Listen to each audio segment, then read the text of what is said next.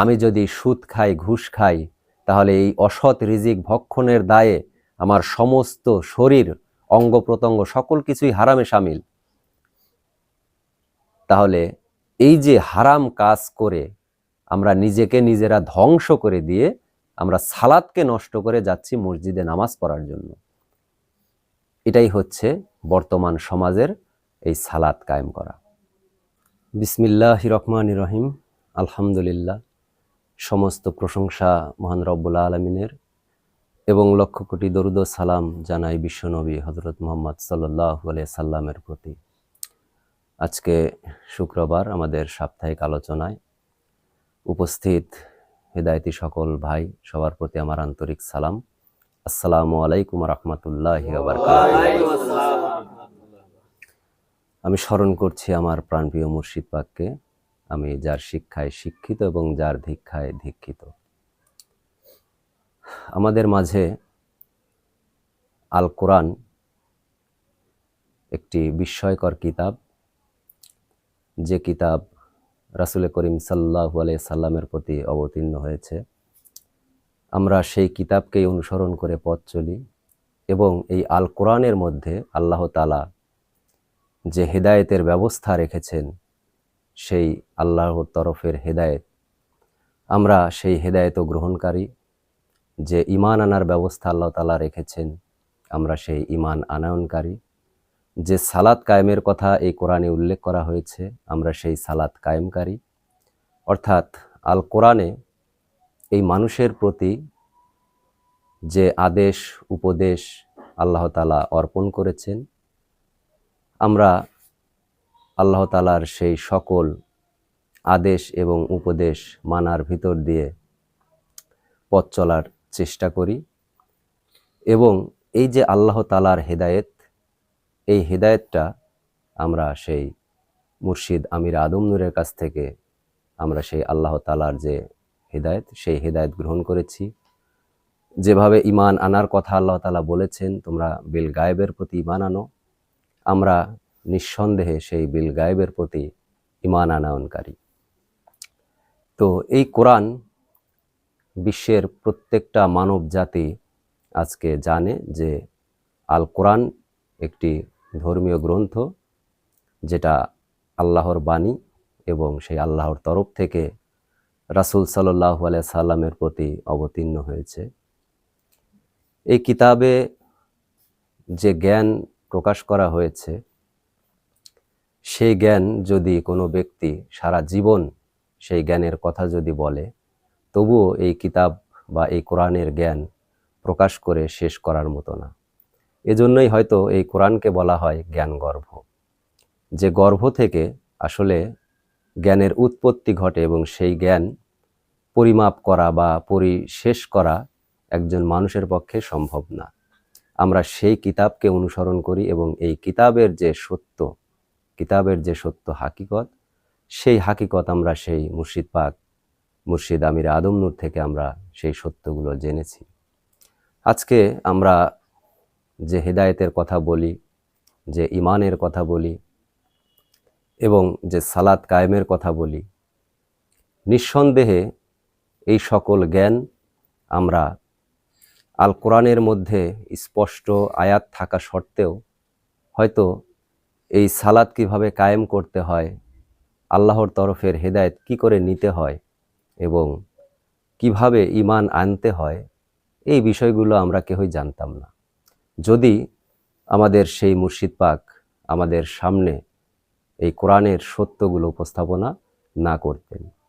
তাই সেই মহান রব এবং মহান আল্লাহ তাআলার কাছে আমরা অবশ্যই কৃতজ্ঞতা প্রকাশ করি যে আল্লাহ তাআলা আমাদের এই ক্ষুদ্র জ্ঞানে, ক্ষুদ্র মানুষ আমরা, এই ক্ষুদ্র জ্ঞান দ্বারা আমরা উপলব্ধি করতে পেরেছি যে এই কোরআনের সত্য জ্ঞান একমাত্র আমাদের সেই মুর্শিদ পাক, মুর্শিদ আমির আদম নূর, তিনি আমাদের মাঝে সত্য করে দিয়েছেন। তো যাই হোক, এই কোরআন বা এই কিতাবকে যারা অনুসরণ করে পথ চলে, এই কোরআন তাদেরকে আশ্বস্ত করেছেন যে তাদের কোনো ভয় নাই এবং তাদের কোনো চিন্তাও নেই। এটা সেই আল্লাহর হেদায়েত যারা গ্রহণ করবে, ঈমান যারা আনবে, তাদের কথা বলা হয়েছে। আমরা এই কিতাবকে অনুসরণ করি এবং এই কিতাবের এই মানুষের উপরে যে আয়াত নাজিল করা হলো সেই আয়াতগুলো আমরা অনুসরণ করে পথ চলি। সেখানে অসংখ্য আয়াত বা অসংখ্য বাণী এই কোরআনের মধ্যে রয়ে গেছে। যেটা বললাম যে কোরআনের জ্ঞান একজন মানুষের পক্ষে সম্ভব না, সারাটা জীবন যদি সে কোরআনের জ্ঞান প্রকাশ করে তবুও সে শেষ করতে পারবে না। ঠিক তেমনি এই আদম নূর এমনই একটা নূর, আর এই নূরের যে জ্ঞান, এই জ্ঞান সারাটা জীবন যদি একজন মানুষ পড়তে থাকে, এই জ্ঞান সংগ্রহ করতে থাকে, তবুও সে কখনোই শেষ করতে পারবে না। কারণ এই আদম নূর হচ্ছে দ্বীনি নূর। আমাদেরকে যে উদ্দেশ্যে বা যে বস্তুকে কায়েমিত্ব করার জন্য আদম নূর আমাদেরকে হেদায়েত দিলেন, সেটা হলো এই আত্মনূর, বা আমার ভেতরে যে স্বীয় রব আছে, আমার ভেতরে স্বীয় দিন রয়েছে, এবং আমার যে সুরাতের যে সালাত অর্থাৎ আদম সালাত, সেই সালাত কায়েমিত্ব করার জন্য আমরা হেদায়েত গ্রহণ করেছি। এবং একজন মানুষ কিসে পরিপূর্ণ মানুষ হয়, আমরা যদি প্র্যাকটিক্যালে আমাদের এই মানব জীবনকে আমরা লক্ষ্য করি, তাহলে অবশ্যই আমরা নিজেদেরকেই দেখতে পাই যে আমরা পরিপূর্ণ মানুষ হলাম।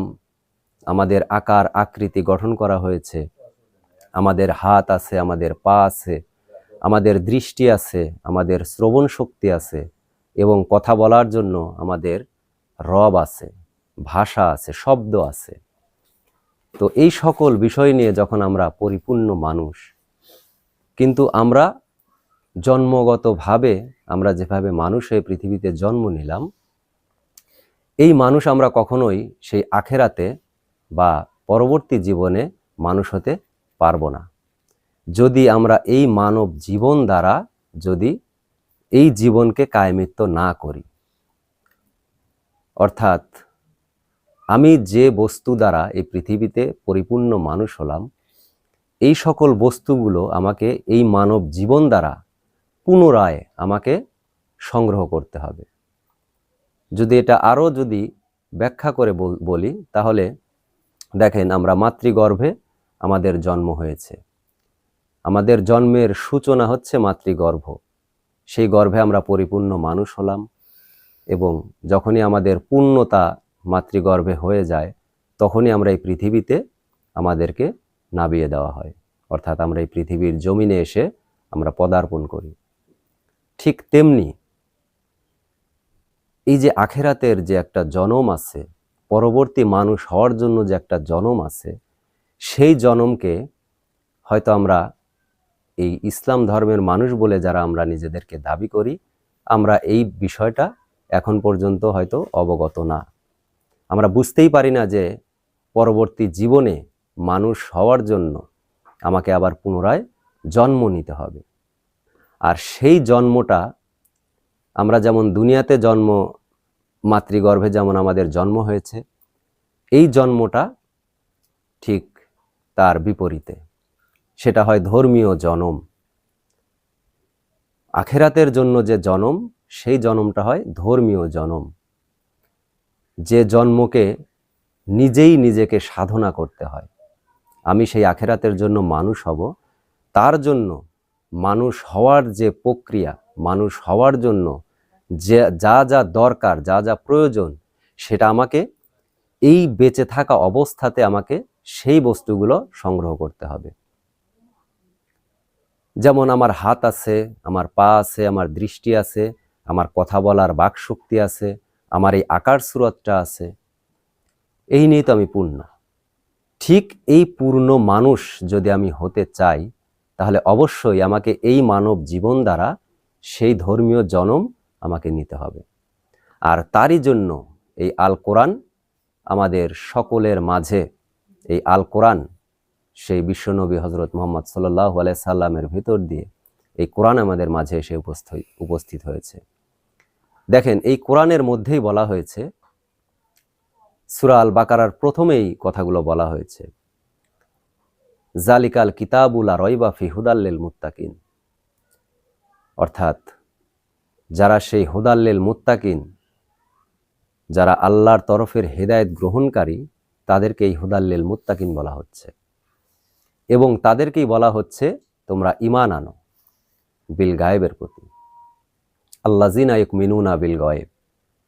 তাহলে এই যে জনমের, ধর্মীয় জনমের যে সূত্রপাত অর্থাৎ সূচনা, এই সূচনা কিন্তু এই কোরআনই একমাত্র এই সূচনা দিয়ে গেছেন যে তোমরা সেই ধর্মীয় জনম গ্রহণ করো।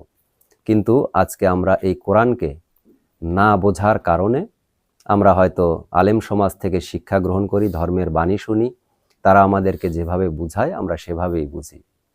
আমরা সওয়াবের পেছনে আমরা এই ধর্মকে নিয়ে গেছি। ভালো কাজ করলেই সওয়াব, অসৎ কাজ করলে, অন্যায় করলে গুনাহ, এই যে দুইটার মধ্যে এই ধর্মকে সীমাবদ্ধ করা হয়েছে।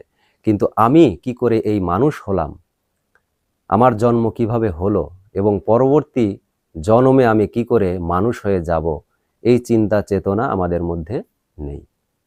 যার কারণে আমরা সেই জীব জাতে জন্ম নিয়ে আবার পুনরায় সেই জীব হয়েই আমাদের এই পৃথিবী ত্যাগ করতে হয়। আমরা নিজেরা জানিই না, বুঝি না আমাদের সেই আখেরাত কোথায়, আমাদের সেই হাসরের ময়দান কোথায়, এটা আমরা আদৌ বুঝি না, জানিই না এই বিষয়গুলো কি। কারণ আমরা যদি এই ধর্মীয় জনম গ্রহণ করি, তাহলে অবশ্যই পরবর্তী জীবনে, পরবর্তী মানব জীবনে যাওয়ার জন্য যে ধর্মীয় জনম আছে, সেই জনম যারা নিয়েছে একমাত্র তারাই জানে এই হাসর এবং এই হাসরের ময়দান কোথায়। এবং এই যে মানব সালাতকে কায়েমিত্ব করার কথা কোরআন বলেছে, অথচ আমরা সেটাকে বুঝি নামাজ পড়া, 5 ওয়াক্ত মসজিদে নামাজ পড়া, অথচ এই কোরআন বলতেছে সালাত কায়েম করো। আসলে আমরা সালাত চিনি না, না চেনার কারণে আমরা মসজিদে যাই নামাজ পড়ার জন্য। এখন এই যে ধর্মীয় জনমের কথা বললাম, সেই ধর্মীয় জনমের যে সূত্র, সেই সূত্রটাই হচ্ছে আল্লাহ তাআলার তরফ থেকে যে হেদায়েত, সেই হেদায়েত গ্রহণ করতে হবে। এবং সেই হেদায়েতের মধ্যে যে বিষয়বস্তু রয়েছে এটাও আমরা কেউই জানি না। আমরা বুঝি হেদায়েত বলতে ভালো হয়ে যাওয়া।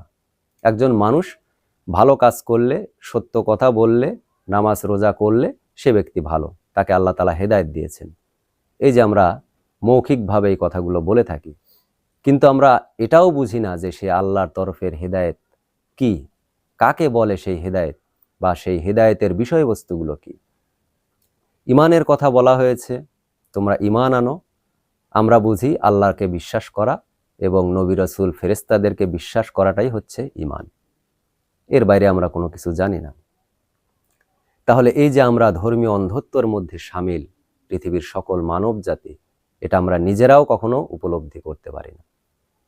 কারণ আমরা ভিন্ন কিছু খোঁজার জন্য আমরা চেষ্টা করি, অথচ এই আল কোরআন নিজেকেই নিজে খোঁজার জন্য রাস্তা করে দিয়েছেন, নিজেকে কায়েমিত্ব করার জন্যই রাস্তা খুলেছেন।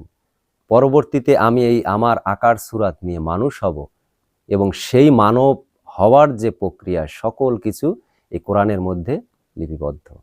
অথচ আমরা সেই দিকে আমরা ধাবিত না হয়ে আমরা উল্টো পথে ধাবিত হচ্ছি, আমরা উল্টো পথে ধাবিত হচ্ছি।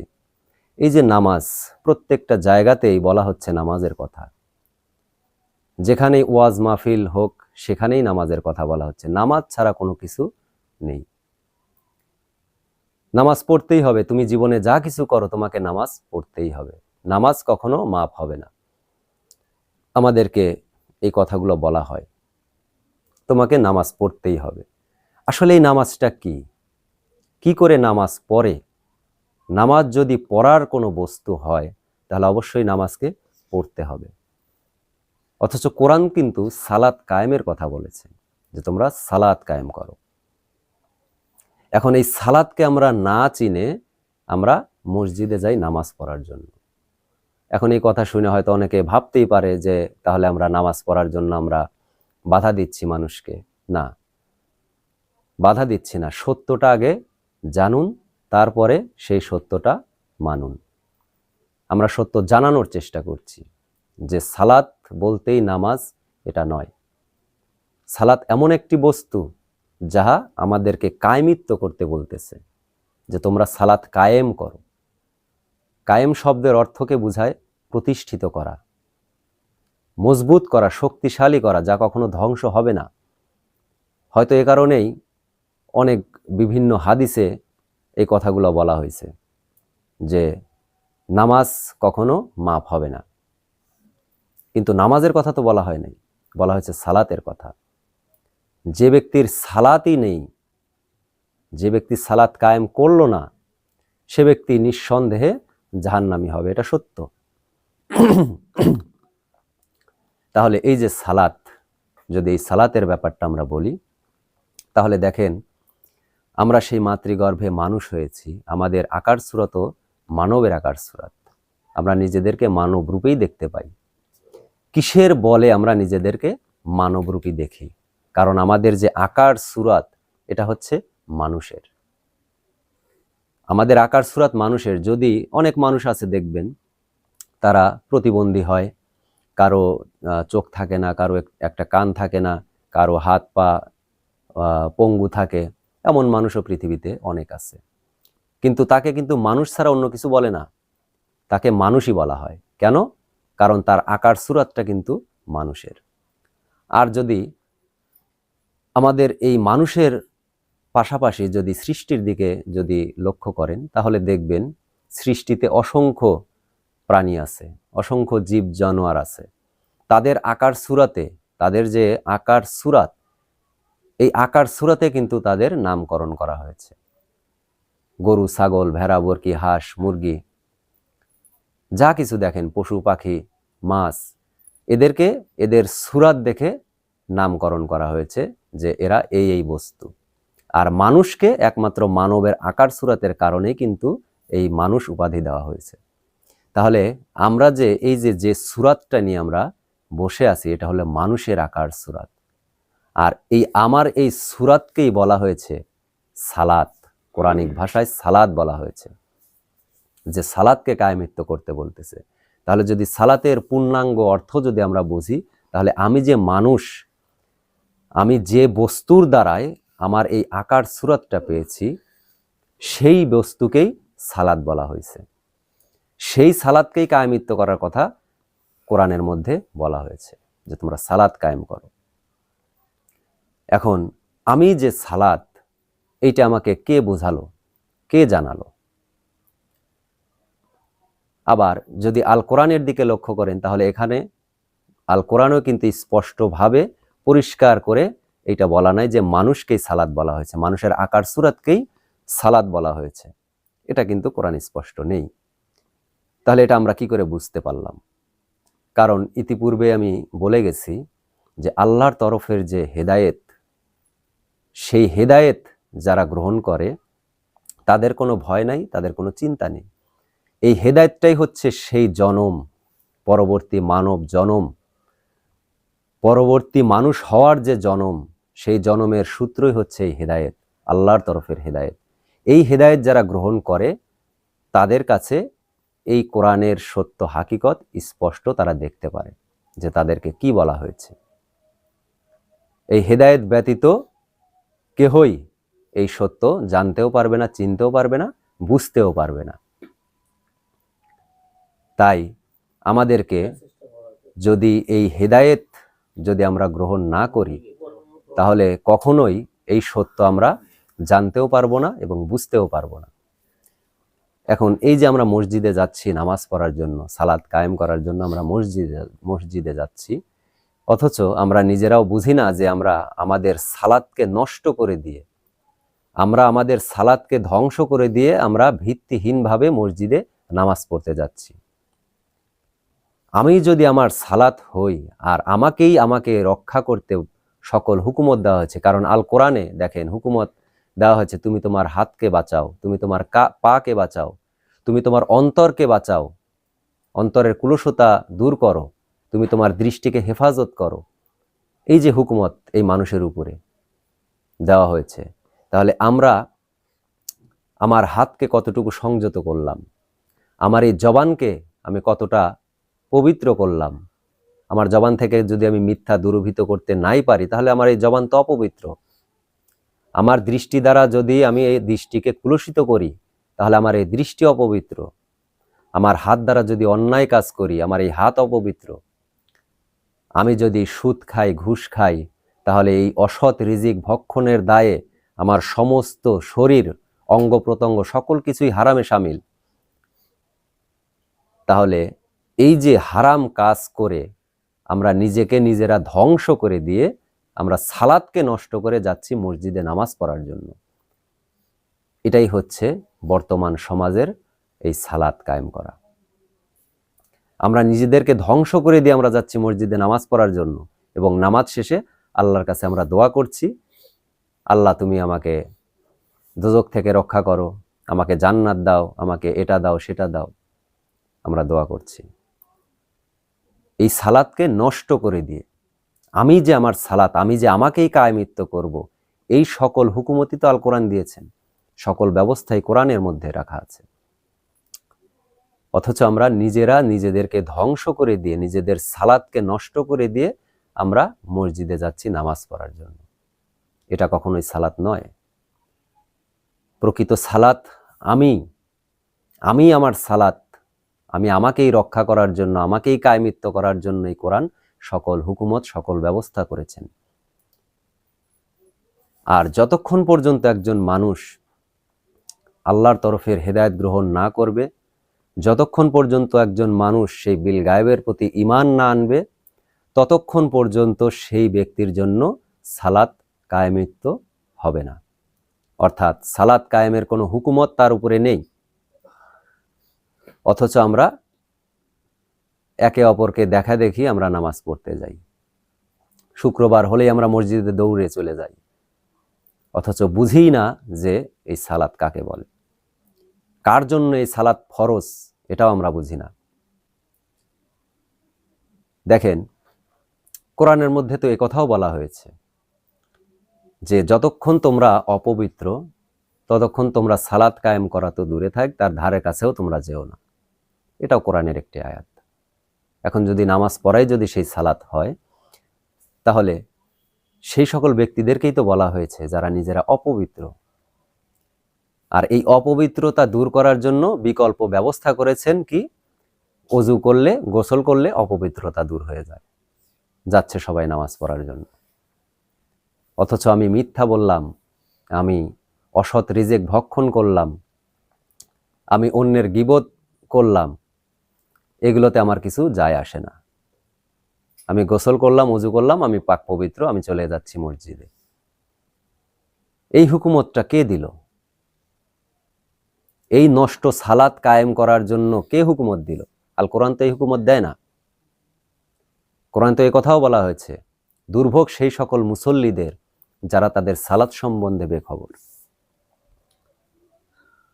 তাহলে আমরা মুসল্লি হয়ে মসজিদে নামাজ পড়তে যাচ্ছি, অথচ আমাদের সালাত হচ্ছে কি হচ্ছে না এটাও আমরা কেউ জানি না। আমরা 2 রাকাত 4 রাকাত নামাজ পড়ে মসজিদ থেকে বের হয়ে চলে আসছি, আর মনে মনে কল্পনা করতেছি যে হ্যাঁ, আল্লাহ তাআলা আমাকে সওয়াব দিছে, এই সওয়াবের ওসিলায় আল্লাহ তাআলা আমাকে জান্নাতে দিবে। এই যে মিথ্যা আকাঙ্ক্ষা প্রত্যেকটা মানুষের মধ্যে, অথচ তারা নিজেরা সত্যকে উপলব্ধি করতে পারতেছে না। কিসে সত্য হয়?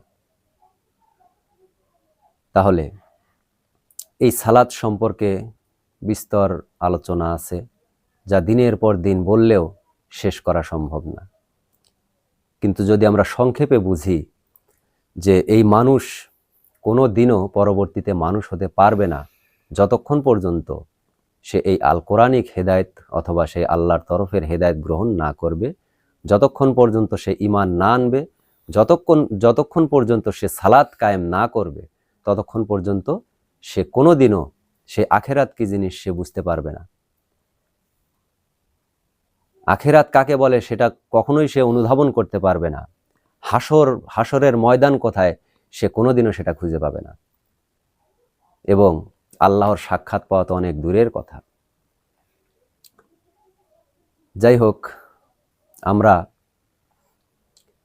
নিজেরা অবশ্যই এই বিষয়ে সচেতন হই, নিশ্চিত রূপে আমরা সেই আল্লাহর তরফের হেদায়েত গ্রহণ করেছি। আমরা আমাদের পবিত্র গুণ যদি আমরা নষ্ট করি, আমরা যদি আমাদের সেই সালাতকে নষ্ট করি, তাহলে এই দায় পৃথিবীর কারো ক্ষমতা নেই যে আমার এই নষ্ট সালাতের দায় অন্য কেউ বহন করবে।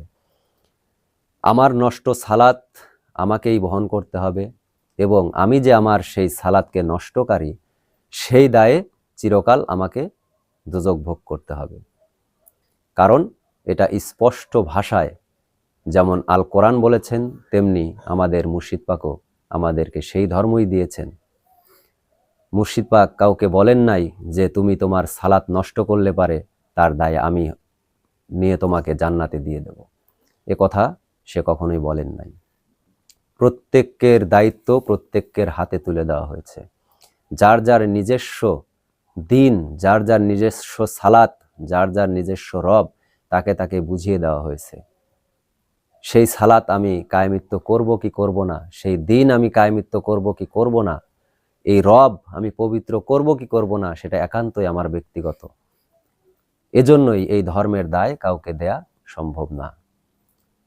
তাই আমরা যদি সেই আল্লাহ তাআলার সন্তুষ্টি চাই এবং নিজেকে যদি সেই আল্লাহর নিকটবর্তী করতে চাই, তাহলে অবশ্যই আমাকে সর্বপ্রথম পবিত্র গুণ অর্জন করতে হবে। কারণ পবিত্র গুণ অর্জন করা ব্যতীত কেউ কোনোদিনও সেই আল্লাহ তাআলার যে ইবাদত তো আমার, সেটা আল্লাহর সন্তুষ্টির জন্য। আমার কোনো ইবাদতই আমার কোনো কাজে আসবে না যদি আমি নিজেকে অপবিত্র করি।